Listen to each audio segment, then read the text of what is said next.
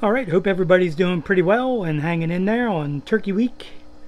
I thought I'd do a video on how many drops of fry to take from the female breeders that you set up. Now I thought I'd talk about the albinos first because they're an entirely different situation as far as I think. And that is because sometimes you get females that just won't have fry. You're not doing anything wrong. It's just that they're either sterile or they got some kind of internal problems, or the genetics could be getting a little weak. So this is a combination of snow white albinos that I put together, and it'd be really nice if it would focus. So, not sure why it's not focusing. I think we got it now. So, the larger ones are current breeders that I'm using now. Now, I'll just say what I do with the albinos, and then I'll probably change it all up with the next fish that I show. So, in this group, I did put in some new males because my older males were starting to develop a few little spots or streaks of yellow, which I don't want. So I put younger ones in that so far look perfect. Now sometimes yellow will develop on the snow white albino males. It's like a yellow or like a creamsicle orange, if you remember that. So the plant, before people ask, is a thin leaf water sprite. And the reason why it's different with albinos is when you finally get a couple of females that are dropping fry regularly, and it may not be every 30 days, it may be more like every 45 or more, because for some reason albinos, it's just like a whole different thing. They can be difficult to raise, and by albinos I mean pure albinos, ones that don't throw any black-eyed fish, because some people will cross in some black-eyed fish that are related to get some vigor into the line.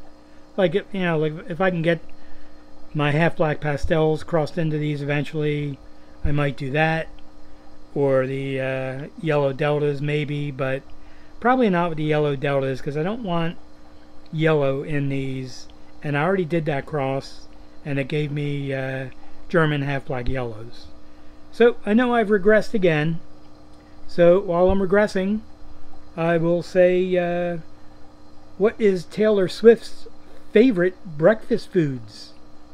Taylor ham and also Taylor pork roll. Now if you don't like that joke, that's from Peter at Mob Guppy. So complain to him. And if you don't know what Taylor pork roll is, you probably don't live on the East Coast. I think that's the only place they sell pork roll.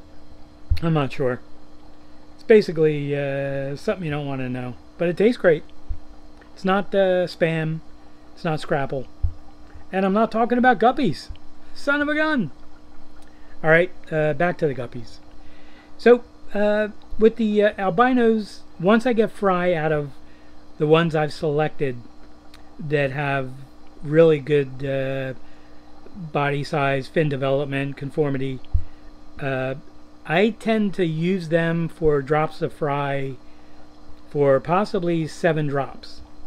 And the reason for that, like I already said, is because albinos are tricky, and the next generation that I would use, you know, could turn out to have sterile females.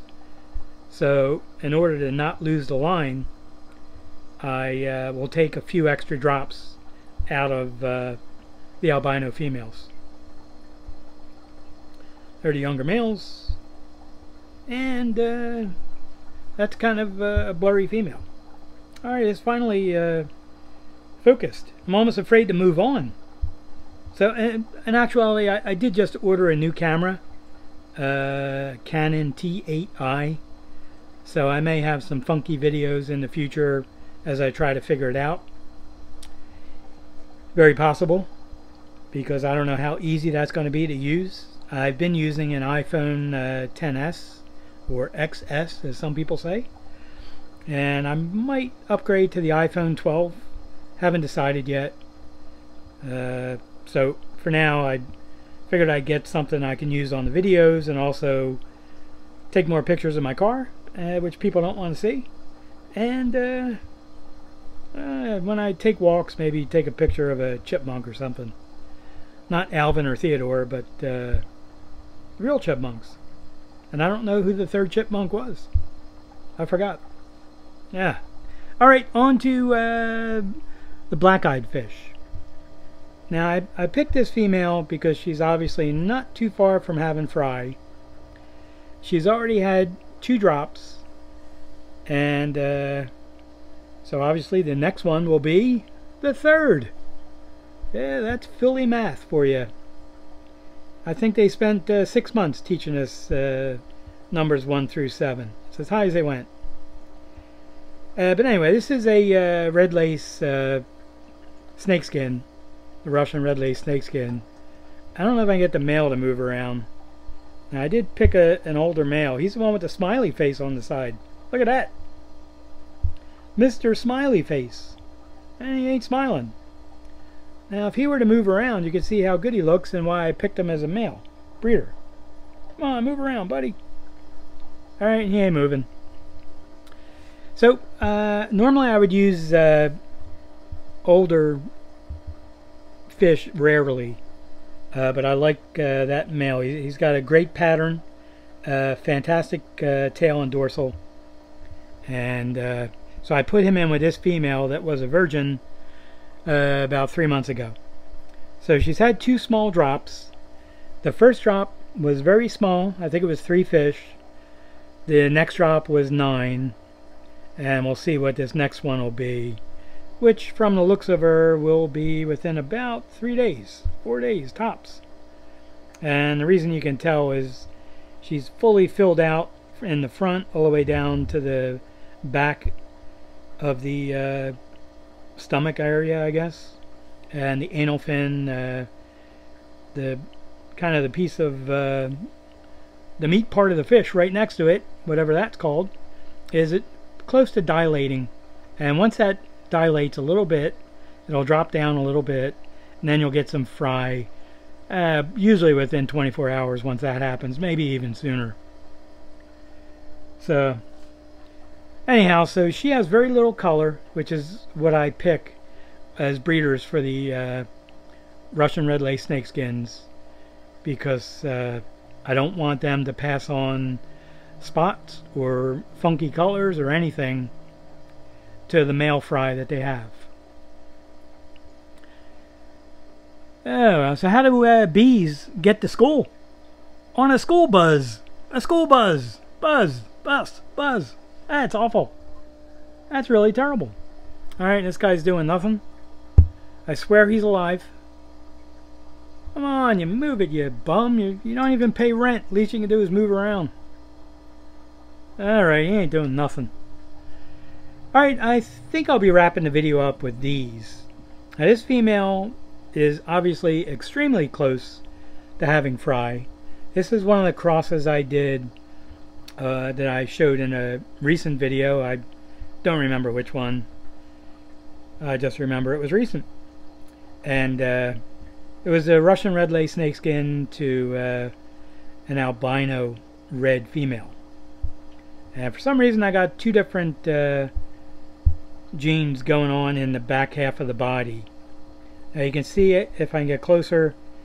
I know I'm supposed to be talking about females. I swear I'll get to it. And you can see the snakeskin pattern is fantastic up to about the base of the dorsal fin, and then it becomes a cobra pattern, the up and down stripes, which would actually be called vertical stripes.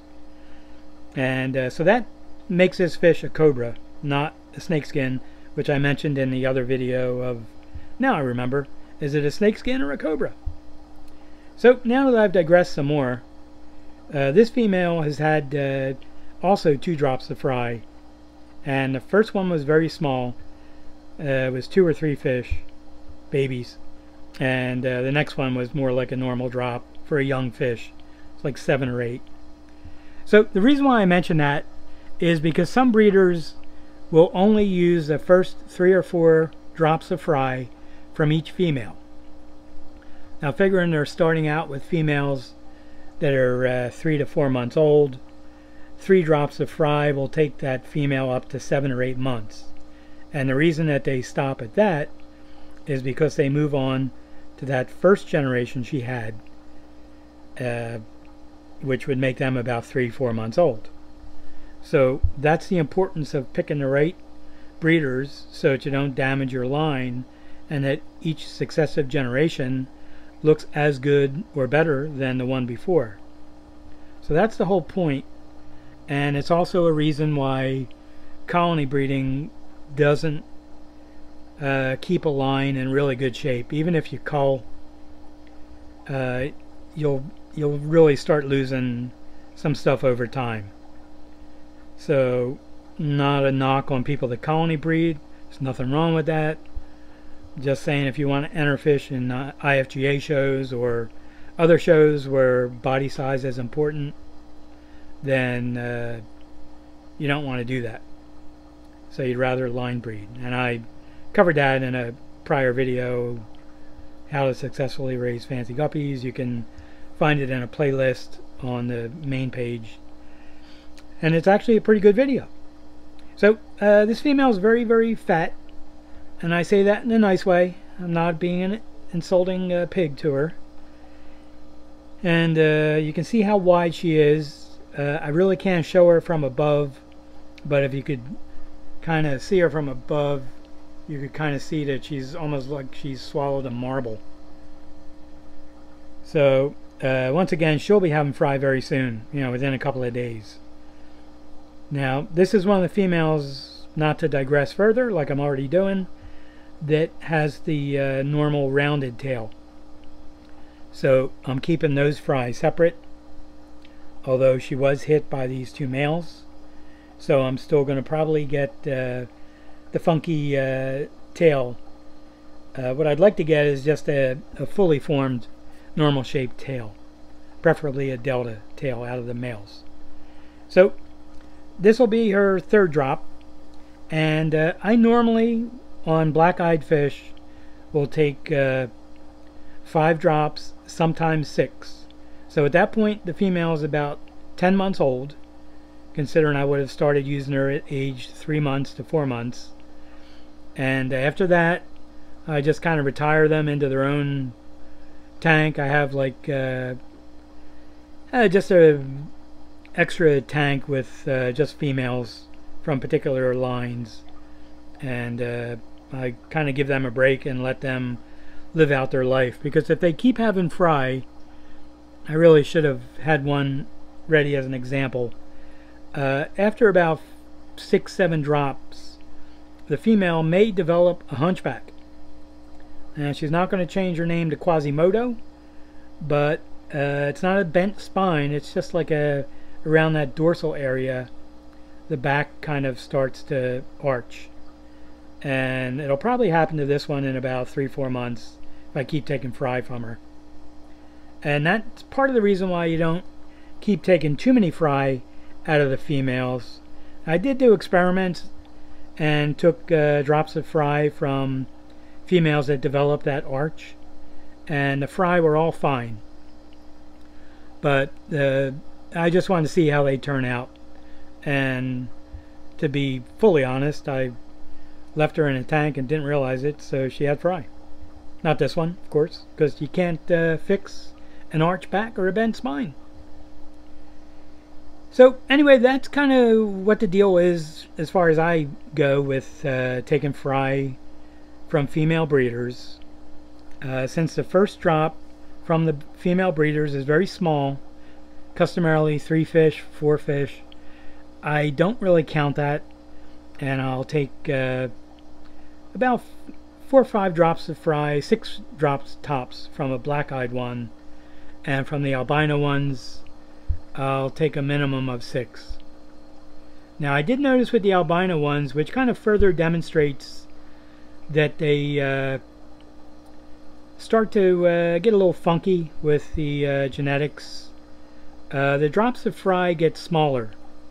Now with the as it goes into like the 6th, 7th drop, and that's pretty much it. She's pretty much done. So now with this fish, she'll get a lot bigger, and she'll get a lot fatter each time, and I mean fatter in a very nice way. And there'll be more and more fry, and it's possible to even get 30 to 80 fry out of a really huge older guppy, similar to like a swordtail, because they have tons of fry. But I don't really let it go that long. So very happy that she'll be having another drop of fry pretty soon. And I appreciate you watching. If you have any questions, if you thought the video didn't cover enough, let me know. I can actually write stuff down instead of just going from memory. And if you have any questions, just email me. I put my email address in every description of the videos for about the last year. And you can also leave a comment. And I really do appreciate people watching the videos. I know there's tons of better stuff to watch. And the next video will be up in a couple of days, but I want to wish everybody that celebrates it a very, very happy Thanksgiving. Don't eat so much that you pass out. Although, what else can you do? I mean, there's not much else to do. Only 2 of the football games are going to be half decent. I'd highly recommend skipping Washington and Dallas. That's going to be a turkey. Not to belabor. I like beleaguer.